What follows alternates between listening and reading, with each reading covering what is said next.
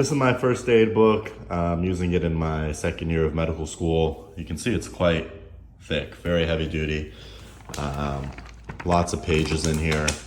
So different medical students will say different things about when you should start using first aid and how much you should be referring to it as you're in your block studying versus in your dedicated step studying. You can see it's about 800 pages.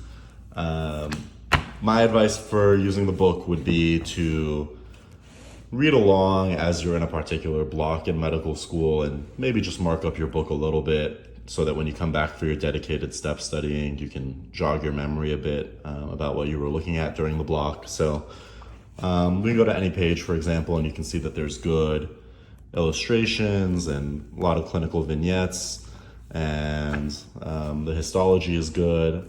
So overall, I think the image quality has been all right. We'll put a lot of different kinds of imaging in here, as you would see on the USMLE exam. So it's got everything in it: anatomy, physiology, radiology, histology. It's kind of the gold standard for step studying. I think the conventional wisdom is that you need to know everything in this book at a bare minimum as a foundation for step one.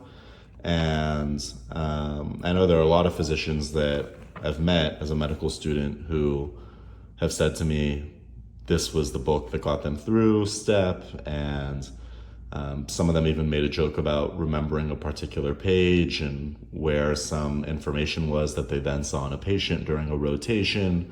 So I don't think that you can take step one without reading this book cover to cover. And I think that it's appropriate to start looking at first aid even while you're in your block studying, just to start familiarizing yourself with it. To be honest, I don't look at first aid a ton because I'm so overwhelmed by the PowerPoints and stuff that I get at school, but the kids in my class who really know what they're doing, they're getting into the first aid as we move through the blocks.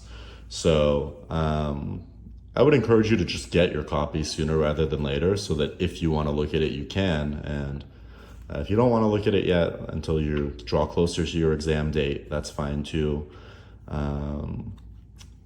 I'm not sure how much variation there is between the different editions. So I waited to get the 2022 edition because I'll be taking my exam early in 2023.